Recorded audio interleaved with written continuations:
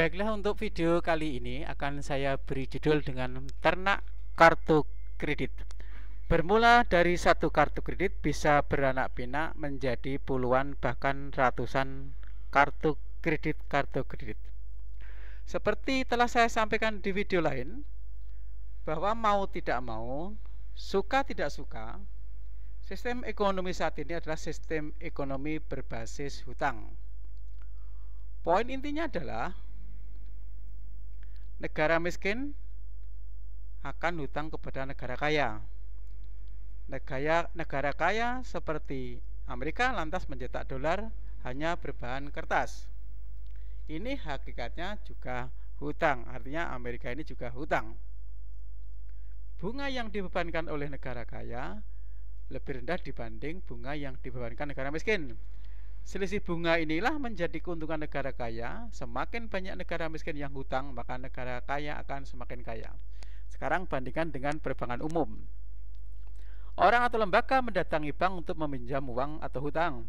Bank mempunyai uang karena ada orang menabung uangnya. Artinya bank juga hutang kepada penabung. Bank juga membayar bunga. Selisih bunga inilah keuntungan utama dari bank. Semakin banyak yang hutang, maka semakin untung. Bank akhirnya berlomba-lomba memberikan hutang atau kredit kepada nasabah dengan jaminan atau tanpa jaminan. Pinjaman atau kredit yang tanpa jaminan termasuk kartu kredit akan memberlakukan persyaratan yang ketat. Jadi kalau pakai jaminan ada syaratnya, tidak pakai jaminan juga ada syaratnya. Tapi yang tidak pakai jaminan persyaratannya itu sangat ketat. Sangat ketat itu dalam artian si analis bank akan memperketat. Tapi kalau syaratnya sendiri mudah, cuman bank sendiri akan memperketat untuk yang disetujui. Paham maksud saya? Bukan persyaratannya dari pihak yang mau mengajukan. Di dalam persyaratan yang ketat ini tetap masih ada celahnya. Celahnya akan kita pakai untuk ternak kartu kredit, yaitu bermula dari satu kartu kredit bisa beranak pinak menjadi puluhan bahkan ratusan kartu kredit. Pertama, jika Anda nasabah prioritas atau akan menjadi nasabah prioritas, ikuti materi saya yang berjudul cara paling sederhana membuat kartu kredit dengan total limit 1 miliar bagi pemula. Jadi kalau Anda nasabah prioritas itu akan sangat gampang. Ikuti video saya untuk mendapatkannya. Tidak terlalu berbelit-belit kalau ini. Kedua, jika Anda tidak mengandalkan sejumlah uang yang cukup besar untuk senjata dalam mendapatkan kartu kredit, maka Anda bisa memakai skema yang lebih sederhana seperti di bawah ini. Langkah-langkahnya: minta formulir aplikasi kartu kredit dari bank. Agen kartu kredit beberapa bank banyak yang nunggu di depan pintu-pintu kantor cabang, pintu-pintu masuk kantor cabang. Bank biasanya juga menyebar agen-agennya di tempat perbelanjaan atau mall atau tempat-tempat keramaian yang lainnya. Kemudian lembar aplikasi permohonan kartu kredit juga bisa langsung Anda minta di bank, atau bisa minta bagian marketing kartu kredit untuk datang ke tempat Anda. Pilihlah jenis kartu kredit sesuai dengan penghasilan Anda. Namun buatlah sebisa mungkin untuk memilih jenis kartu platinum. Jenis kartu ini mempunyai nilai limit yang paling tinggi. Kemudian isilah identitas Anda. Kolom alamat tempat tinggal harus Anda isi dengan benar, karena nanti kemungkinan besar akan diverifikasi atau disurvei oleh pihak bank. Paling tidak kalau untuk pengiriman kartu tidak salah alamat ya, ini paling penting. Tapi sudah pernah saya sebutkan kemarin bahwa sebaiknya juga Anda bisa merubah sedikit agar menunjukkan seperti alamat yang di dalam kota. Misalnya kayak Gang Mawar, Anda berubah menjadi Jalan Mawar. Kalau misalnya Jalan Pinuntun, Anda tambah lagi Jalan Raya Pinuntun. Tetapi tetap mudah dicari. Oke. Kolom status tempat tinggal Anda isi sebagai isi milik sendiri. Ini lebih baik daripada Anda kontrak.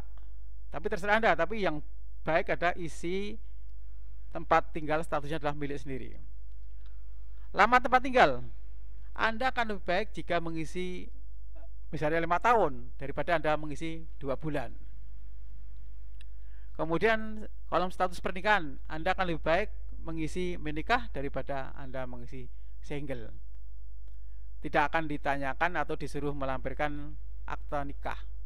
Tapi kalau KTP Anda memang masih single, juga kadang-kadang jadi masalah, tapi banyak yang tidak masalah. Kalau toh Anda tulis menikah itu tidak masalah, walaupun KTP Anda masih perjaka. Kalau pendidikan terakhir Anda isi S1 lebih baik daripada Anda memberikan data lulus SMP misalnya. Kolom nama ibu kandung ini harus sesuai. Kemudian ada kolom pertanyaan tentang saudara yang tidak serumah. Kolom status saudara tidak serumah lebih baik sebagai adik kandung atau kakak kandung daripada Anda menulis saudara jauh. Kolom alamat saudara tidak serumah lebih baik diisi alamat satu kota dengan Anda. Catatan ya, alamat rumah saudara tidak serumah tidak akan diverifikasi atau disurvei oleh bank, jadi Anda isi bebas. Tapi sebaiknya ada yang dalam satu kota. Catatan, pastikan kalau ditelepon dari bank harus terima, ini juga penting ini. Jadi saudara Anda kalau mau ditelepon bank harus siap-siap. Kalau misalnya diwakili oleh Anda atau teman Anda terserah, yang penting pokoknya posisinya harus siap. Bisa saja Anda membuat skema supaya teleponnya saudara itu di tangan orang yang dekat dengan Anda. Misalnya Anda berdua di kantor, itu telepon terus dekat gitu biar cepat. Karena biasanya setelah menghubungi Anda, nanti menghubungi saudara Anda langsung menghubungi kantor. Jadi kita harus satu paket. Catatan, pastikan kalau ditelepon harus diterima ya dengan cepat ya. Telepon yang akan dihubungi adalah telepon kantor, telepon Anda, dan telepon saudara tidak serumah. Telepon kantor itu telepon kabel ya, telepon yang Telkom, yang telepon kabel, telepon lokal.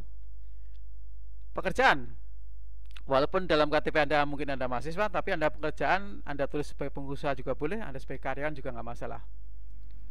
Kalau Anda bekerja di perusahaan multinasional dengan gaji besar, itu akan lebih baik.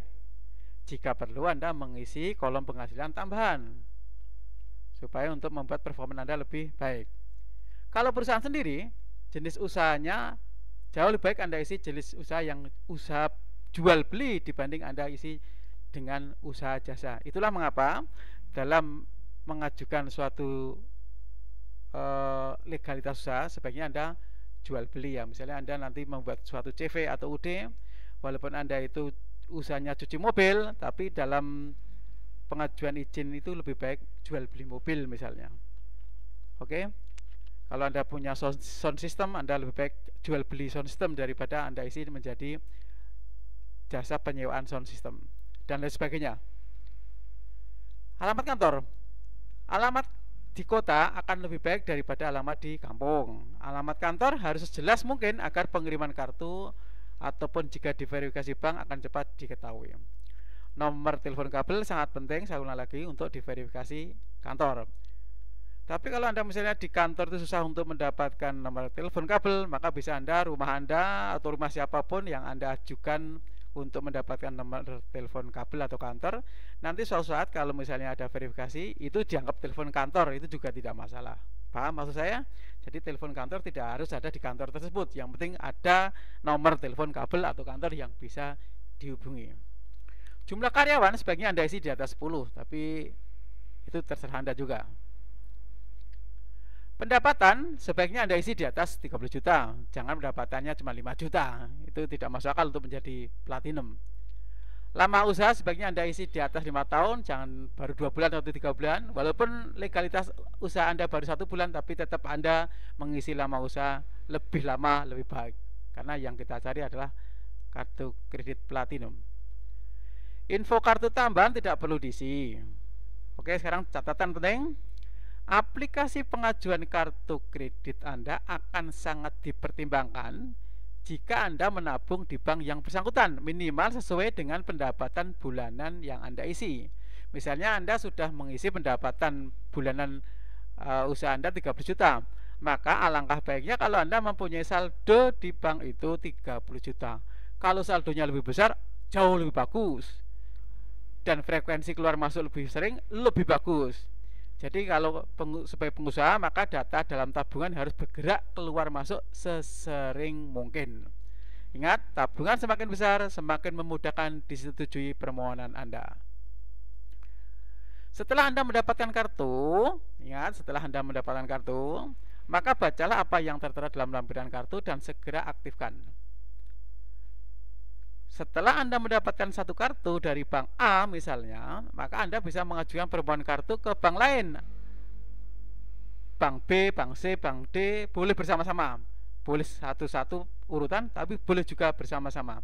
Jangan lupa, tabungan Anda juga dipindahkan dari bank yang lama ke bank yang berikutnya dalam mengajukan aplikasi. Ingat, kartu kredit awal ini dipakai sekali-sekali saja dan jumlahnya kecil saja agar tidak menjadikan kendala dalam permohonan kartu berikutnya. Jadi kalau Anda sudah punya kartu kredit, itu jangan dipakai dulu. Kalau dipakai yang kecil-kecil aja atau sebulan paling sekali aja lah, supaya tidak menunjukkan Anda sangat berboros dengan kartu kredit tersebut. Baiklah, dalam 1 atau 2 tahun paling tidak Anda akan mendapatkan minimal 10 kartu.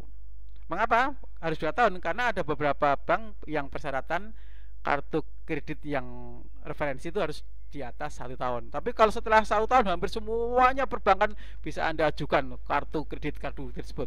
Mau bank CIMB Niaga, mau bank kalau dulu Citibank, sekarang HSBC, banyak lagi kartu-kartu yang akan bisa Anda ajukan. Satu bank itu bisa menerbitkan beberapa kartu. Satu bank bisa menerbitkan beberapa kartu. Ingat, satu kartu platinum Anda pada awal penerbitan paling tidak mempunyai limit 20 juta. Setelah mempunyai beberapa kartu, Anda mulai bisa memanfaatkan kartu tersebut dengan baik. Ingat, memanfaatkan kartu dengan baik. Pemanfaatan kartu dengan baik akan mempercepat kenaikan limit. Apalagi didukung dengan saldo rekening tabungan yang tinggi, maka kartu kredit platinum Anda akan semakin cepat naik. 50 juta per kartu platinum akan sangat wajar. Jadi kalau Anda sudah punya kartu platinum 20 juta misalnya, Anda pergunakan dengan baik, Anda bisa dipakai untuk gesek mendapatkan uang tunai, kemudian Anda bayar sebelum jatuh tempo. Kalau tagihan 20 juta, boleh Anda bayar 30 juta, uang Anda tidak hilang walaupun tagihannya cuma 20 juta. Itu akan membuat respon bank sangat positif. Artinya Anda memang banyak uangnya. Maksud saya paham? Kartu kredit limit 20 juta, Anda pakai taruhlah 10 juta, kemudian ada tagihan 10 juta, Anda bayar 20 juta atau 30 juta, tidak apa-apa, uang Anda tidak hilang, dan itu akan responnya sangat baik bagi bank. Artinya Anda memang betul-betul kelihatan orang yang uangnya banyak. Selanjutnya, jika Anda sudah mempunyai sejumlah kartu dengan total limit semua kartu mencapai 500 juta misalnya, nah ini kan potensi besar ini, maka Anda bisa menjadikan uang tunai ini menjadi senjata utama untuk beternak kartu kredit yang lain. Saat ini Anda tinggal membuat kelompok yang bisa terdiri dari teman atau saudara dekat Anda. Anggota kelompok Anda bisa dibuatkan legalitas usaha ataupun bisa sebagai karyawan perusahaan Anda, tinggal membuat slip gaji.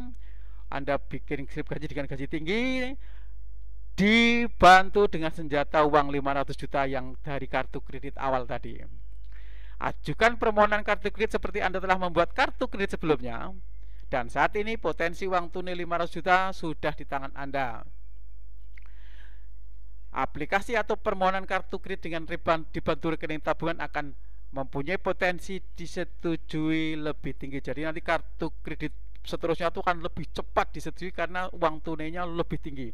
Jika Anda mempunyai anggota 10 orang saja dan masing-masing mempunyai 10 kartu kredit dan setiap kartu kredit mempunyai limit 50 juta, maka telah mengumpulkan paling tidak 100 kartu kredit dengan total limit 50 miliar. Potensi uang miliaran akan bisa Anda pergunakan untuk pengajuan aneka jenis produk kredit perbankan, tidak hanya kartu kredit. Jadi kalau Anda sudah mempunyai uang miliaran, Anda bisa mengajukan aneka jenis kredit termasuk kartu kredit. Masih ada banyak skema pengajuan kredit perbankan.